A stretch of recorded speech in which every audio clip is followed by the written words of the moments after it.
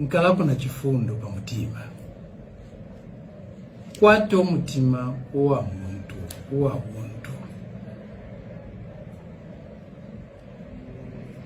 Leko munobe ayatushe. Yala kwana 9 months. Ichitumbi cha kwa Edgar Lungu chichiri ku fridge. Ichi chimono okukaka echitumbi. Watwale echitumbi cha munobe ku prison for 9 months. Wakwato mutima washani. Nangu kukosa omutima te ifyo. Release that body so that Edgar's family can bury their loved one. Be a human being. Your actions are human. Edgar is not buried today because of you wanting his body. That's all. Why do you want it for? Why do you want Edgar's body that much for 9 months? Almost 9 months now. Your friend can't be buried because you are saying, no, I have to have the body. I have to bury Edgar's body the way I want. Chitumbi chobe. Do you want to eat that body? Is it your body? Is Edgar your relative? Is he your friend? Let him be buried. Kwato luse. Look at the way the family is suffering for 9 months. Bali mu funeral, bali mu mourning. Let them have a closure. Nangu kubipa omutima te ifi mu mendo. Wesho omutima kwata ko luse. Imingalato tepali fyondi. You can't have imingalato on everything. And what is imingalato? Obuchenjeshi bwa nkoko. Let Edgar's family bury Edgar. That is my... Good evening, Zambia, and welcome to Spotlight. Tonight on Spotlight, we are witnessing the birth of a new political era, or is it a very complicated, divorce from reality?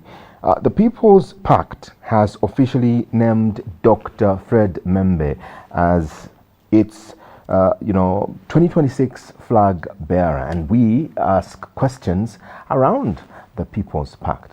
Indeed, supported by 5 presidents and a coalition of socialists, Greens and former ministers. This movement claims to be the only national unity and that answers to Zambia's struggles.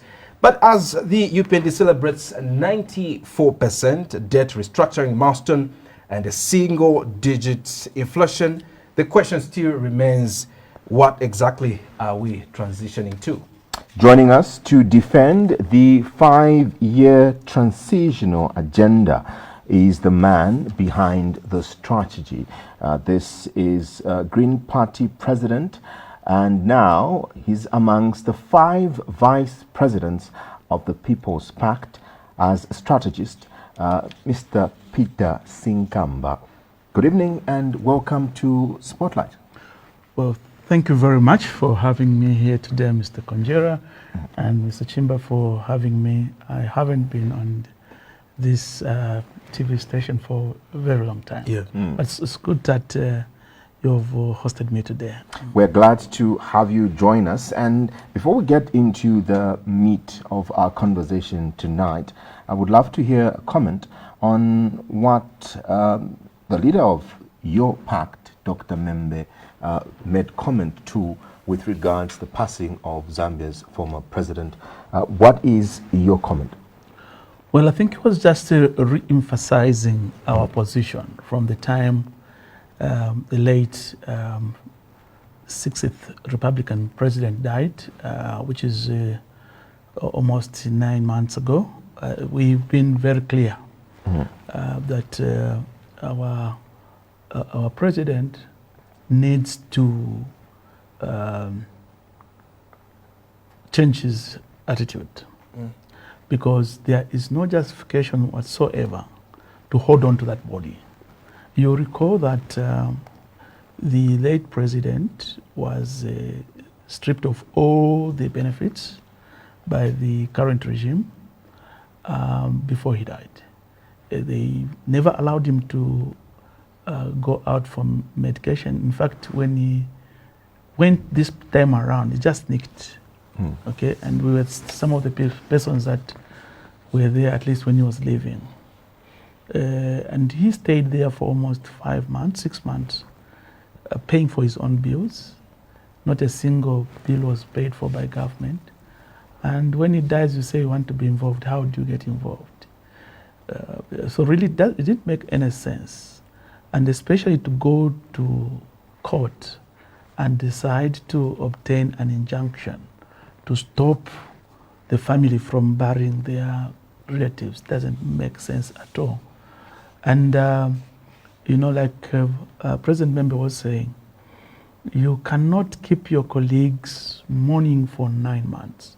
You know, in Africa, our tradition is that when someone dies, ordinarily burial must happen within 3 days, at most 7 days. But during that time, women will have to sleep in the sitting room on the floor, and men have to be by a fire. And for now, what has happened is that family, especially for Mama Esther, she's still mourning. She can't go in the bedroom. Tradition can't allow her to. So she's sleeping in the sitting room. And you can't do that to your friend. If he was to put himself in the boots of ECL, I don't think he would love the First Lady, Mutinta, to go through that. Okay? Or his children. I don't think he would love to have his children go through that, where someone keeps the body anywhere. It could be in a mortuary, maybe in Shangombo, for reasons best known to himself. And then they are mourning, okay? In Shangombo, they are beloved, away from home. I don't think it makes sense. So really, it's a message again to emphasize that why burial has not taken place is because President Hakainde Hichilema wants to continue punishing ECL in death, wants to continue punishing the family of ECL. Despite whatever they've gone through, he still thinks it's not good enough. Yeah. The Zambian people have been described by some as divided over this issue. And when you as political leaders make comment on this issue, what is your expected, result? Especially, how do you expect the Zambian people to take messages such as the message we are seeing by President Membe? Are you, by picking a side, championing more division and not bringing these two warring, parties together? Are you not supposed to provide, solutions that would sit well? At least they should find some middle ground for both government and the Lungu family. This matter was in court, and the South African court had initially ruled that the body of the former president of the Republic of Zambia must be buried in Zambia, and they're challenging that in the South African Supreme Court of Appeal. But then, are you not concerned that you're championing more division by picking a side? We're not picking a side. I think we're just being fair. Okay, and even in the Bible it is said, aid the weakest. If the weak are in problems, go to help them. Okay, you don't help the strong. So it just makes sense that whoever is fair, whoever understands the Bible very well, must know that the person who is in a very weak position is a person you need to support. And indeed, they have even a cause for that, because it has never happened that any government has gone to court to stop a burial of its own citizen. It has never happened. But it happened with former President Dr. Kenneth Kaunda. No, it was not government that went to court. It was the family of Dr. Kaunda, within the family, there were two sides. There was the Kaweche side, there was the Panji Kaunda side. Panji Kaunda wanted the burial to happen at the Embassy Park, but the young brother wanted the burial to happen at the farm, at the State Lodge farm. Yes. So it was a family issue, and they resolved it in that way. Government never... It was a family versus the government? No. It was family, one member of the family versus the other member of the family. Yes, that was the issue in that arrangement. But in this particular case, it is government of the Republic of Zambia going out of jurisdiction to go and stop a burial. And you must understand, how did it happen? See, those of us who are involved understand the family very well, because, and I think the family is on firm ground. When he died, you know, we were together in Tonse Alliance. He was the chairman for the Tonse Alliance. So it was typically a PF Tonse Alliance funeral, okay? So we were very much involved in the arrangements here at home. And that body was supposed to have been brought, okay? They had agreed how it was going to be done. We were not part of that discussion, but we were informed the body is going to arrive at 14 hours. And the Tonse Alliance members must be at the airport to receive the body, okay? And those of us who were in town, we went to the airport. When we reached, because the plane was supposed to land at international, okay, the international terminal. So we went there, and we met the protocol people to inform them that the leaders are coming and would need to be given space to make sure that we receive the body with a lot of dignity. They told us, no, we have gotten fresh instructions that this body is not going to arrive from this terminal. It will arrive from where Zega is, the presidential pavilion side. That's where the plane is going to be. So here we have nothing to do with that plane. So we called President Given Luvinda. What is happening? We are already here and we're told the body is not arriving from this end. He says, I'm not aware about that. So he also tried to get in touch with Cabinet Office. What is happening? And unfortunately, Cabinet Office was not picking up calls. Okay? So we started getting worried. Then we called the colleagues in South Africa who were coming. They said, no, even as we are on the way, but we have just received a message that the plane is not arriving that side, it's arriving elsewhere, and that these people are planning to have even a church service at the airport. So it's a church service. Since when did we have a church at the airport? You see, so things started being a little bit cloudy. Yeah. Then I said, okay, let's go to the pavilion. We get there, we find the gate is closed and a lot of policemen. We've come, we understand that the plane is coming this side. Then they say, no, sorry, all of you go very far from here. We are under instructions that none of you is going to come here unless you have a card, an invitation card. Invitation card.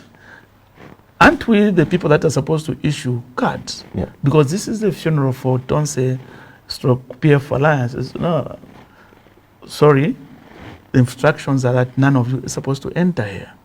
So we called again the guys in South Africa. What's happening? Because here we're being told that we're not even allowed to go in to welcome the body. You understand? Then they said, oh, in fact, these people, what are saying, we are now changing our mind. By then, the plane was already ready to pick up the body, bring it here, and the South African army was already. So now, because of what government was trying to do, that now scared the family. And they said, no, if this is the case, then we're going back. So we tried to wait there, then the family said, no, we've gone back. I think this is not going to happen. You understand? So you have this background to this whole thing. And they said, okay, fine. Then they said, okay, this is our body. And looking at what's happening, we are failing to agree with these guys. We're burying here in South Africa. We traveled to South Africa, you understand, to go and bury. Okay? And before you get to South Africa, and because of fairness sake, you have given an account on the one side, but the media is also alive to statements that were being issued by then Tonse Alliance, acting president, acting chairman, Honorable Given Novinda. He was on a podium and he said that the Tonse Alliance, in fact the Patriotic Front, were going to be the ones to receive the body, and that they would not allow anyone to have access to that body. And he had given an instruction that Patriotic Front members should queue up from the airport to Chifwema. This was coming hours before the scheduled arrival of the remains of the former president. How did this play out, or how did you as the alliance expect the state to react to this position? Because in a sense, you're saying the police, the army, anybody else that was planned to have received the body should not have any access to it. Yeah, I think if you followed the discussions, that statement was made, I think, during the day. Yes. In the night, there was an agreement between the Zambian government and the Lungu family.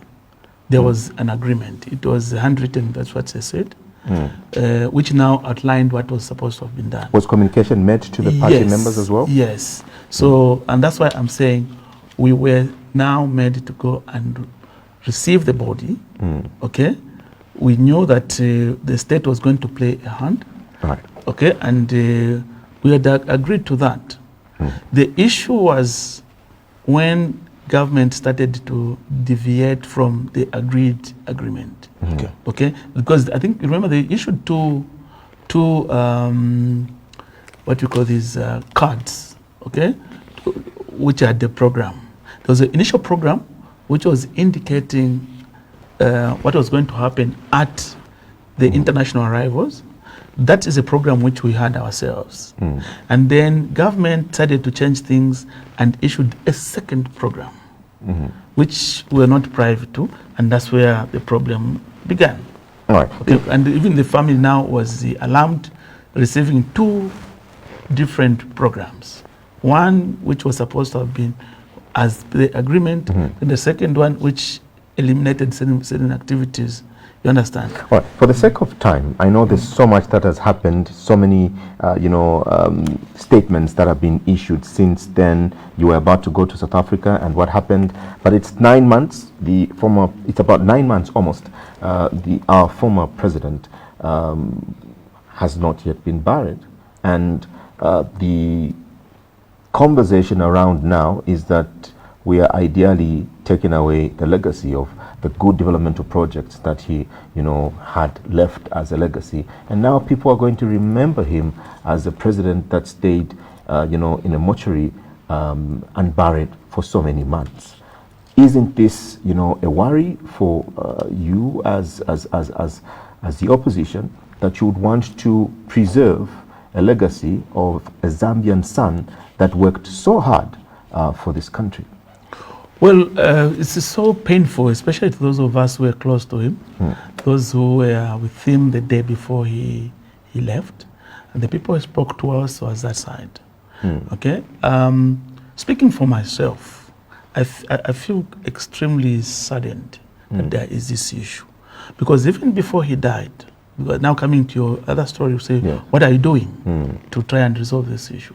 Even before he died, I remember I met I was flying into Lusaka. I met one of my long-time colleagues, Tawukawana, the PS information, at the airport in Ndola. At that time, the president had gone to Dar es Salaam for some energy conference. And when we met, I told Kawana, say, you are very close to the president. Can you mention to him that as he comes back from South Africa, I'm from Dar es Salaam.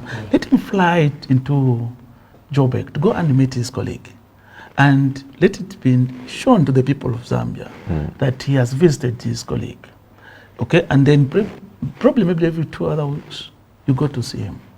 That way, you're going to diffuse a lot of tension. And even when the worst case scenario happened, you understand, the participation of government would not be an issue. Okay? And he said, I'm going to convey the message. I don't think he conveyed that message, or if he did, it was not received.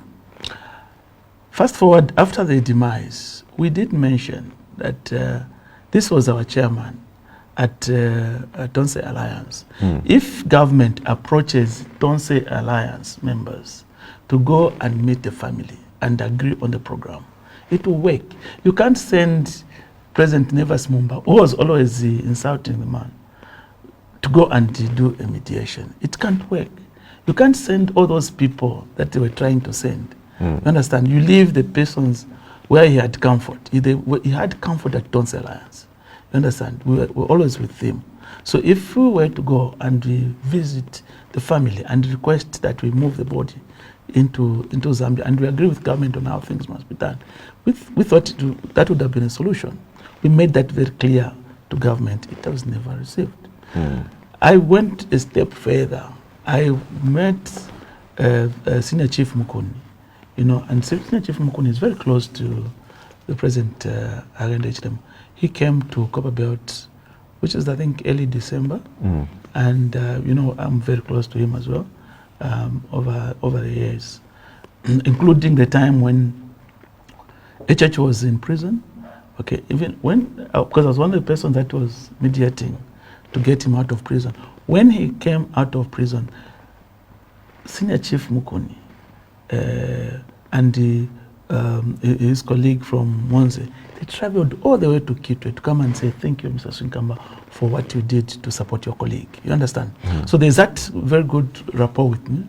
And I had a meeting with him. I said, can you please inform the president that we can move in and help out? Okay? I have not received feedback. So we are trying. You understand? We are trying in our small way to see how we can resolve the issue. Because obviously, like I've said, it's not good for the country. It's not good for his legacy. I mean, the great things that he did.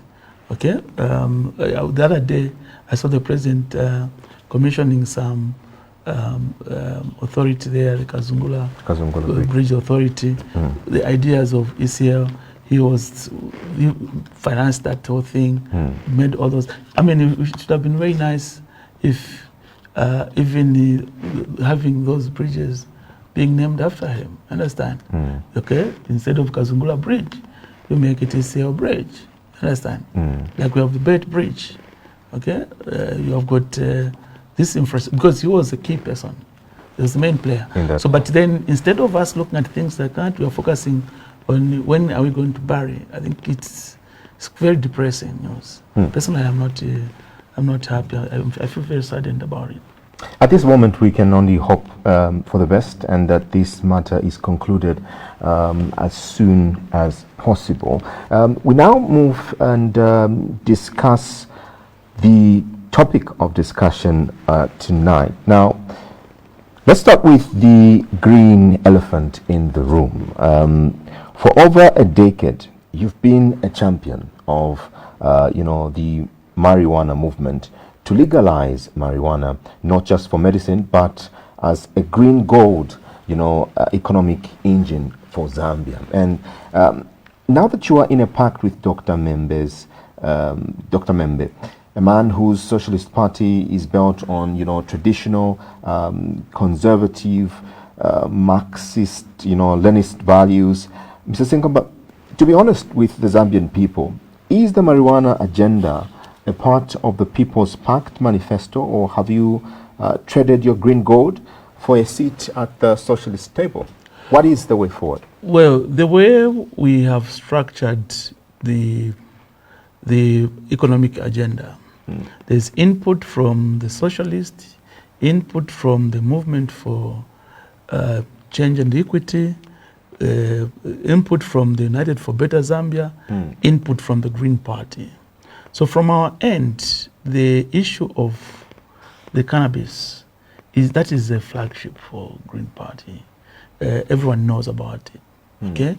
And we've gone beyond talking about Green Party agenda. It is actually law now, okay? We have laws of the Cannabis Act, number 33 of 2021, which just requires a commencement order. We've got the Industrial Hemp Act, number 34 of 2021, which also just requires implementation, putting in place some supporting legislation to make sure it works out. So those are already in the pipeline, except that our colleagues in the UPND, it was never in their agenda. So they've not implemented those laws. They've not repealed those laws. We shall implement them, and I'll be in the driver's seat to make sure that those laws are implemented to bring about the economic benefits that we're talking about. You know, that agenda, according to our blueprint, is supposed to bring in not less than $36 billion per year when it's fully operational. Okay. And you can't compare it to any, because our mining revenue now, for argument's sake, if you say 1 million tons at $14,000 per metric ton is only 14 billion. So that agenda can bring 3 times that revenue. You can't compare it to any one of these, except that you need to understand it to implement it. Mr. President, let's quickly look at the economy as well as the debt. This month alone, February 2026, we've seen the kwacha appreciate to under 19 kwacha per dollar, and inflation dropping from 9.4% in January to about 7.5%. The IMF program also is successfully closed. Why should the Zambian voter change drivers when the current one has finally found the road? Have they found a road? I don't think so, because if you look at the dollar kwacha parity, they found it at 16 kwacha. It went all the way to almost 30 kwacha, and it has come down to 19. I don't think that is better than the PF record, who left it at 16. Okay? So for me, I don't think... Was it 16 or 22? No, it was 16, if you go to the numbers. Okay? That's number one. Number two, you're talking about inflation. Yeah. Inflation is always up and down. What will happen is this, usually in the election year, okay, there's a lot of expenditure and there's a lot of money flying around. You'll see what inflation will be like when you get into August. Okay? You are likely to see very, very high numbers. So what you're seeing, I mean, even during PF time, there were times when it was down. Okay? There were times when it was down. But it went up, especially if you look at what it was in 2021, sorry. It went up significantly. But that's typical of an election year. So for me, I'm not excited about that kind of number, because it's not the first time it has been achieved. If you go back to the record between 2014 and 2021, you find that there were times when it was even lower than 6. Okay? In terms of economic growth, you find that they may be jumping around today, say, no, we have managed to get 6% growth. If you go again to the numbers, you find that during ECO time, there were times when it reached almost 10% growth. You understand? So if you compare growth rate, the two, you'll find that ECO had a better package on growth rate. Yes, Zambia was one of the countries in the world with the highest growth rates. Okay? So for us, we don't look at numbers because today the numbers showing. Take a dive into the economy over a period of time, then you understand the way the numbers are flying out. The petrol You mentioned something also. You talked about... you talked about the kwacha, and you also talked about the inflation rate. The inflation. Inflation, okay, and the kwacha, okay, I've tackled that. But you mentioned debt. Yeah, the debt as well, looking at the debt situation. The debt situation. The IMF program is... You say it's almost done. Yes. Yeah. It's unfortunate you think it's almost done. From our end, right from the word go, we made it very clear that debt restructuring is a very irresponsible activity. You are transferring your liability as a parent today to your grandchild or great-grandchild. No parent, no grandfather worth his salt or grandmother would want to leave a debt. How best were you going to deal with debt? Yes. We made it very clear ourselves, that time as a Green Party, and even when we partnered with the PF to say, can we implement this green agenda? When we conceived the cannabis agenda, it was not because of anything. At the time, we cautioned the Zambian people, and that is 2013. We said, look, you have a debt which is growing exponentially, and you are failing to find a way of ensuring that you handle it because you're failing to bring in sufficient revenue into the economy. We said this debt, which is at that time it was at $7.5 billion. If you don't handle it, it will be above $20 billion by the time we are reaching the 2020s. That was our statement. And indeed, that debt has risen exponentially. It was at, our colleagues in PF left it at $11.9 billion. It is now above $20 billion. The numbers actually is, depending on the source, is between $20 billion and $26 billion external debt. Okay? So, for me, to be told by someone that they have done very well, they have restructured. What you have done is that debt, which was available at the time, which was $11.9 billion, you have agreed that it will be paid by your grandchildren, okay? And then you started contracting another set of debt, okay, which is now almost 10 billion, okay, which you have contracted afresh, okay, and now which has to be dealt with as you move on. I don't think you have resolved the issue. So if it was within our means that time to win the election, we would have dismantled the entire debt from the cannabis agenda. That's why that program was there, and that's why up to now, it remains the only agenda, economic agenda, which surpasses all others. Okay. When you talk of, you've talked highly of the PF, that the economy's growth rate was over 10%, and now when you praise the Patriotic Front in that manner, but on the other hand, say they had lacked fiscal discipline because they ended up defaulting on the debt. Was, Zambia's economy then merely being supported by careless borrowing?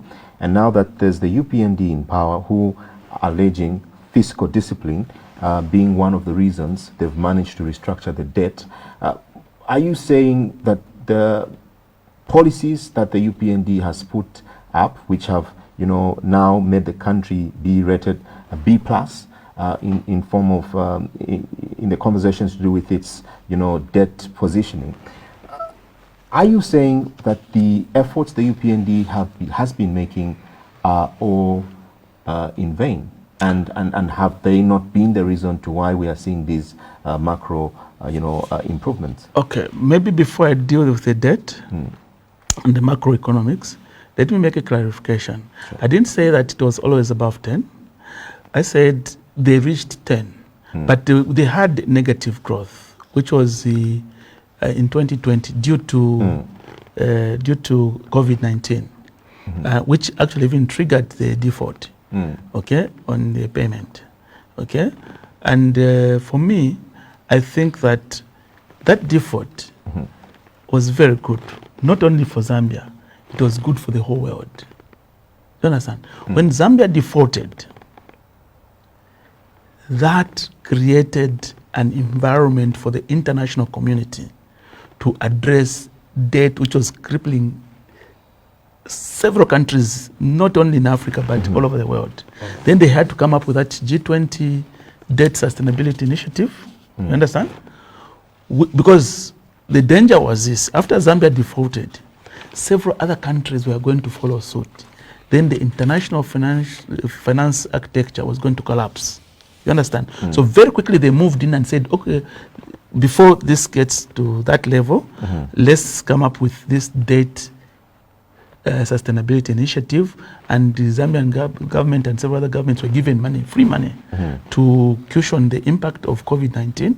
Okay, and then government of PF started the negotiations for restructuring. This restructuring was not started by UPND. And the problem we have with our colleagues in UPND, they always want to give credit to themselves, even for things they've not done. You understand?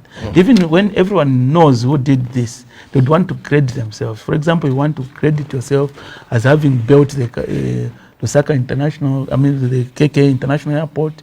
You want to credit yourself as having built the Kazungula Bridge. But when we know who did that, you understand? This is what they're doing also even on debt restructuring. When they were coming into government in 2021, and you must remember this, they had remained with only two key issues to resolve. One was subsidies on electricity, subsidies on fertilizer. Those two things were the only outstanding issues. But even then, having reached that stage, Zambia was given $1.5 billion by the IMF, the SDR, from the SDR regime. Understand? Money which came into the economy on the 10th of August, the day before the elections. Understand? Why? Because PF had negotiated all this debt in terms of restructuring, and what remained were just two things. Okay. You understand? So for UPND to come to down and say, no, we have done debt restructuring already, you know. So debt restructuring was good? Was done by PF. Was it good when the It was good. I've told you it was not good for Zambia alone. What PF did... The debt restructuring? Yes. The debt restructuring, first of all, the default which Zambia made, which triggered the restructuring. You're saying that was good? Yes, and for the whole world. But then you're saying that the UPND is claiming, ownership of debt restructuring, which was started by the UPND, but rather by the Patriotic Front. Was it good that the Patriotic Front, according to you, started the debt restructuring? Yes. Is it bad? No, now? It was good. I'm not saying they started the debt restructuring. Although, as the Green Party at the time, we did not subscribe to the idea of front-loading the debt to our grandchildren, hence the cannabis agenda. We had worked out a plan with the PF that if they bounce back, those laws, the cannabis laws, must be implemented so that we dismantle this debt. Okay. Yes, we dismantle the debt using our own resources, because to postpone this debt to future generations was being very irresponsible. And I think I didn't miss my word. I told the late and his government that we needed to resolve this issue. Hence, there was that collective support for the cannabis agenda by his cabinet. Indeed. Mr. President, let's quickly look at the free education policy as well. So the UPND has successfully, brought about 2.3 million children back to school for free, rather. But you as a Pact, how would you as a Pact fund the thousands of new classrooms needed without raising taxes on the very people you say you want to help? How I wish you had looked at the Green Party manifesto for 2016 and 2021, 2026. It was voted as the best manifesto in the election of 2016. Why? Because when we talked about an activity, we also showed where the money was going to come from to deal with that without borrowing. You understand? So In relation to free education, as what we had promised the people of Zambia was fee-free education, not free education where people are paying fees. You understand? Doesn't make sense. Today they'll tell you it's free education. If you have got a child who is in boarding, okay, they're paying 1,000 kwacha every term. You understand? If you have a child who is in these schools, you have to buy them the books, you have to buy them everything. You understand? The government does not contribute. Those of us who benefited, and what pains me most is that the people who are talking about free education today are my age mates who went to school when there was free education. You understand? Yeah. During Dr. Kaunda's days. When we went to school during our time in primary school, we never bought any pencil, we never bought any book, we never bought anything. Everything was given to you. When your pencil finishes, the teacher would give you. When your pen finishes, so we had all these textbooks, not a single dime a parent would buy a textbook. Those were bought by the state. You understand? And all the requirements for school, you never contributed anything as parents. This PTA thing, which brought in the payment, came later on. Understand? But what we experienced during primary school, secondary school, when I went to secondary school, we're not paying anything. You just went with your bag with clothes. Your mattress would be provided by the school. Your bed sheets would be provided by the school. The blankets would be provided by the school. Food, breakfast, everything was provided by the state. Okay? Today, it's not the case. But these people who are today champion, we have free education. These are guys who were together at university. The guys who were together in primary school. Guys who were together in secondary school. And they know what free education was. And it's not this kind of manga thing they're trying to talk about. They're talking about numbers, yeah? You say 2 million, you understand? About 2.3 million. And you see, again, they want to be very deceptive. They don't want to tell the truth. That's a problem we have with our colleagues. At the time, Dr. Kaunda was in government in 1963, the population was 3 million. You understand? The time he was leaving office in 1990, it was at 7.9 million. Okay? The population today is at, in 2022, it was 19.6 million. It's now somewhere around 21, 22 million. If you're going to say 3 million, that's a small number. You understand? Compared to what Kaunda was providing for, percentage-wise, as a total of the population, you understand?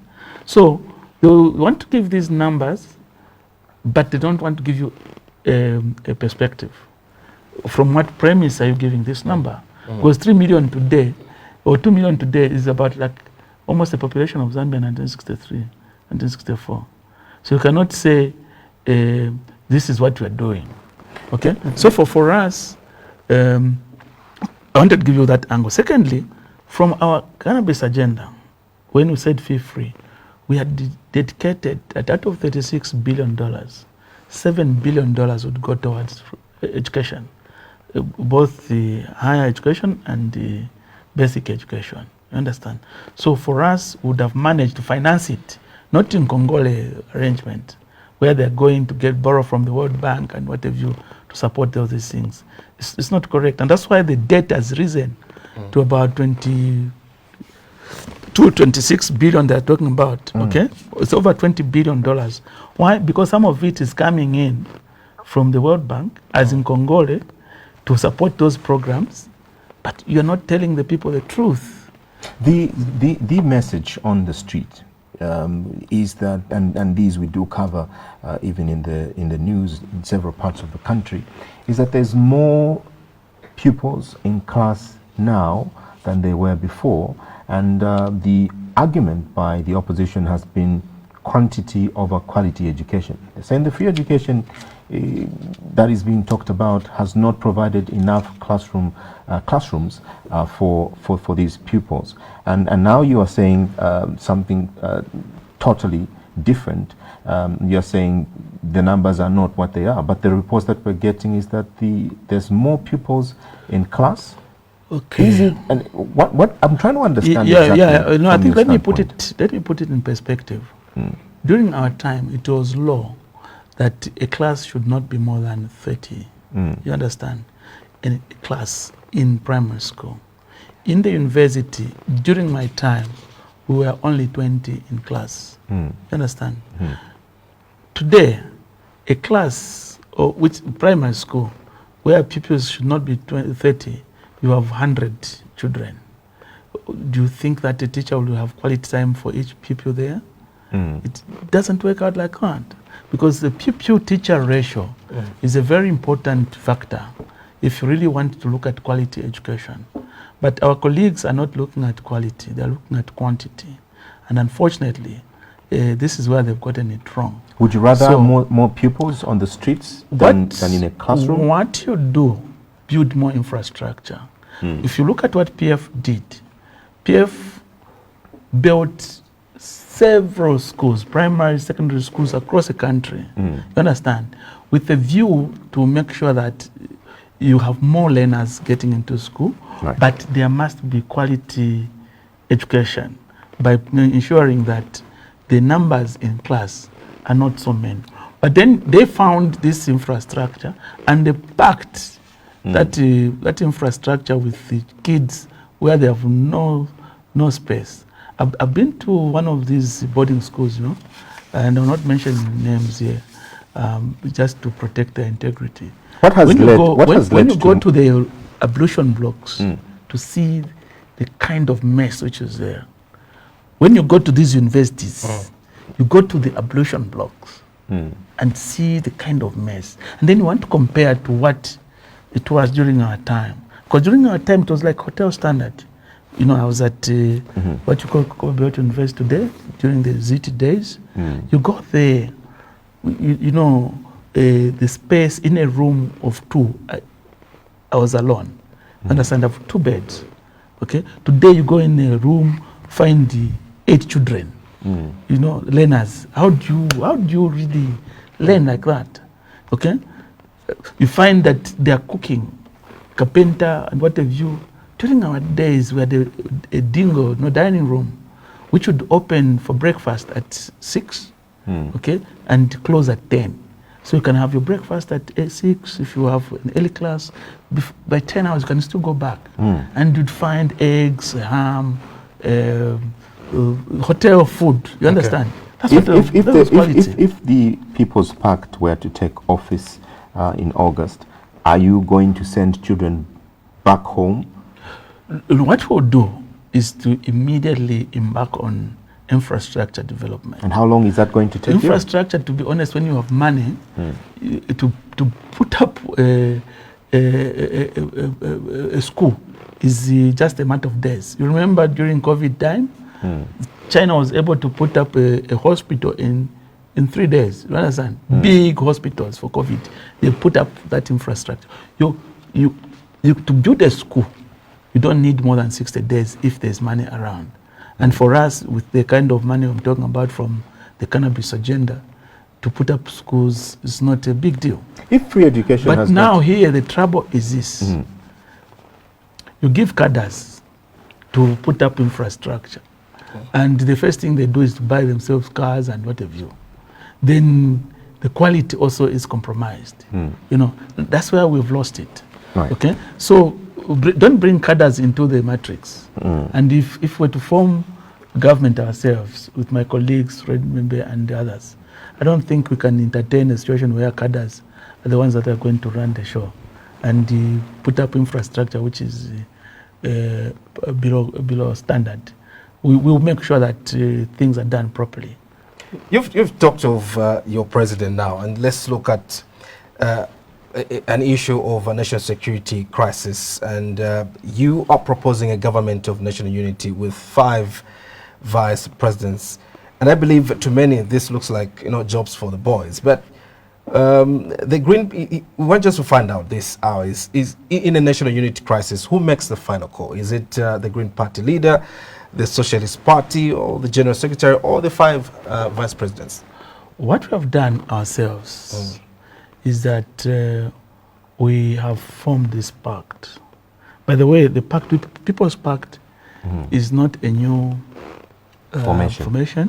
It's a 2010, 2011 formation, registered with Pact, with the Articles of Association and all. What we've done is that we have developed a charter and we have signed a charter which is tied to the Constitution of the Republic of Zambia and tied also to the Companies Act, okay, to bind us, okay, such that even if you have a rogue president and he wants to deviate from the government of national unity, we can go to the Constitutional Court to have that decision he's trying to make to be challenged. Why? Because we have tied our charter to Article 8. Article 8, which has got national unity. Okay. So we have formed this alliance and we have signed a charter which is anchored around the Article 8 of the Constitution. Okay? So no one is going to run away from it. No one can exercise powers under Article 92 of the Republic of Zambia and say, me, I'm president, so I can do. We will still challenge him under Article 8. You understand? All right. These are now quick fire questions because we only have about 8 minutes before we can wind up with the conversation, and the phone keeps buzzing. Our viewers want to engage with you. Hope you be brief in answering these questions. In the mining sector, will you increase the mineral royalties on day one? Yes. We are going to increase the royalty to 8%, right, but we'll have a sliding scale, which will give the way to get there. That's number one. Okay. So yes, we are going to increase. But since we're talking about mining, very quickly, some of the big things that we shall do. Number one is to increase that mineral royalty tax. Number two, we are going to make sure that the mineral royalty tax is shared between the community where mining is taking place and government. Right. So we are going to develop a mineral royalty tax sharing mechanism. Okay. Mr. President, you've petitioned to stop the delimitation if the court rules against you. Will you boycott the 2026 election this August? No. The delimitation, in fact, what we've done to go to court is to assist resolve this impasse. Okay? And I think if the court is going to agree with us, all this noise we have heard will be resolved. Okay? We have heard now the chiefs are up in arms, the communities are up in arms. We heard in Mazabuka they even refused to agree. In Monze there were issues in Mazabuka. So the way it was structured, we were able to read before we even started this delimitation that there was going to be a problem. And we went to court. Tomorrow we will be heard by the full bench, 7 judges, and we hope that they will understand what we're talking about to resolve this big problem. Okay. Because if it's not resolved properly, it's going to bring a lot of chaos in the nation. The IMF, is the IMF a partner of the People's Pact, or is the IMF a colonizer? Well, for us, we are members of the IMF as a Zambian government from time immemorial. Okay, when Zambia was born in 1964. Okay, and we shall continue that membership, except we will not rely on IMF loans. Right. Okay, we will try and use as much as possible the local resources mobilization. Okay. Funding, yeah. And then when it comes to agriculture, will you keep or scrap the current FISIP or the farming block model? No, FISIP is a poor man's program, which has been abused. For us, I think we're going to come up with other ideas. Okay. Yeah, because typically it's supposed to be financing. Okay. And in terms of financing agriculture, there are various models that are on the table, but we don't think that the FISIP way is what we are going to continue with, because you are enslaving the people. You understand? You give people loans, they give maize to ZRA, the FRA, and FRA fails to pay them. Okay.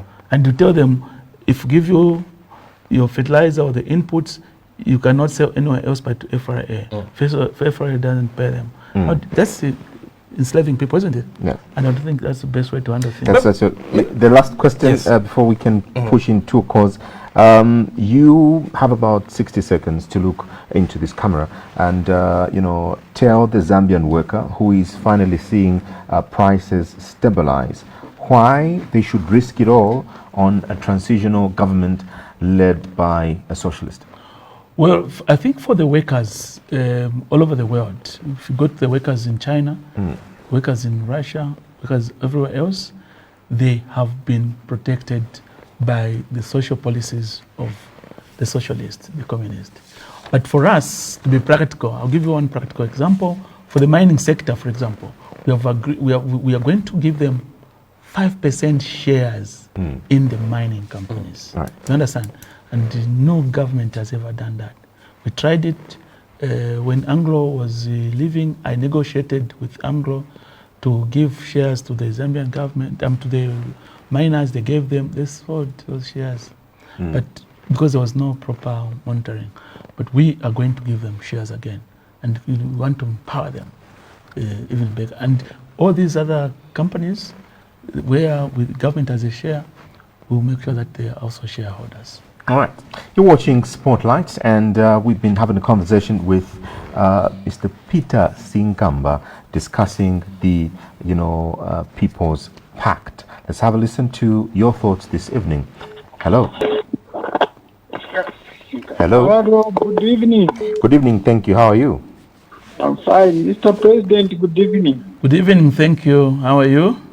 I'm fine. This is Moses. I really like the way you articulate issues. It's very sad that we, the citizens of this country, we are always missing an opportunity to put leaders like yourselves. Because when you talk about being new, I think that's what we need, So as I go, you are proposing 5 vice presidents. Are these just titles or each president will have his own function? We are listening. God bless you. All right. Thank you very much. Let me just pick another call and then you can respond. Okay. Hello. Hello. Good evening. Good evening, my brother. All right. What is your name and where are you calling us from? I'm Moses calling from Jongling. From where? From Jongling. Please go ahead, Moses. Ndife bwino mukwaye mwapulani ba Moses. Awe tuli umvako ko mulera. Lero ndo abibwino bwino. Fuiro kuba the opposition leader ulerondola kuno kwino andi is a sober minded. But I have got a challenge bakalamba we were president benwabo omwaba na bina Pact ba Freddy Membe mamona yonse benga nga bayiza papodia bayira nda ichange every time by tribalism mamona. That is a challenge I have kuli bamdala baya. So at least mu bakalamba advise ba Freddy Membe nga balefu okuba votera abantu bachinge the way balirangiramo balingire baliranga basimplifika kya benefit ifoma Zambia nyofu mukesa tutirayimu nga bamisala abantu kuchiri irero bakalamba ba Freddy Membe na imo katwishinga mwachwana beno lwacho kwitwe FM bachilanda mashini yali parasiata ya chiwama mamona aya kweba ati ba president yakaija chilema eba sungo mubiri waba ejigarungu andi kincho cho balefu okulya ebyo bachilanda ba Freddy Membe. So bakalamba muleba pera kwa maji baiza bakalamba ebyo baliranga ngarufya nyo munene mwe bata amune abawa kumubisha te kufuira okulandefi mamuli byo buno mulero ndora kuno sana efyo tulingira okuba opposition leader okulondola efyo akira abantu bakalamba mbombe. All right, thank you very much. Mr. President, so many people are going to continue calling, but you can answer the 2 questions as we wind up. Yes, thank you very much. I was blessed to receive 2 calls from 2 Moses. Yes. So the first Moses, thank you very much for those encouraging words, and I'll always strive to be as objective all the time. The issue I'm a vice president, we put it like that. The government, that was forming a government, quite a 5 vice presidents. For now, what we did was that we allocated ourselves responsibilities like functional government. To be efficient, we gave ourselves tasks which should be able to be dealt with. But in the performing of government, it won't be like that because the constitution provides for one vice president. And also the way we have structured is that, you never know. For example, Tonse Alliance, who was our candidate, and then because of our misfortune, it became very difficult for Tonse to continue. That's why we've seen this acrimony in Tonse. So for us, if there's any problem concerning one, the other one just assents. Right. Yeah. So You speak well, but you're president. Well, I've noted what Moses from John Leng has indicated. I'll obviously meet my colleague tomorrow, and I'll mention that certain statements did not go well with the people. Okay. Right. Yeah, but I think I did handle the same issue of the late ECL. Yes. And I think I've clarified enough. Mr. President, as we go, maybe just your people want to know the stability of your pact. If Dr. Membe as well as Bob Sichinga disagree on a policy, who wins? No, we do collective. Okay. Yeah, we collectively discuss issues. Okay. So it's not about the president bulldozing. It doesn't work out like that. Yeah, in the People's Pact. So we are a democratic arrangement, and that's why we've been running for the last almost 3 months now, and we've not had a single disagreement from us. Why? Because there's consultation when we're handling issues, and we'll continue like that. All right. Thank you very much, Mr. President, for having joined us on Spotlight.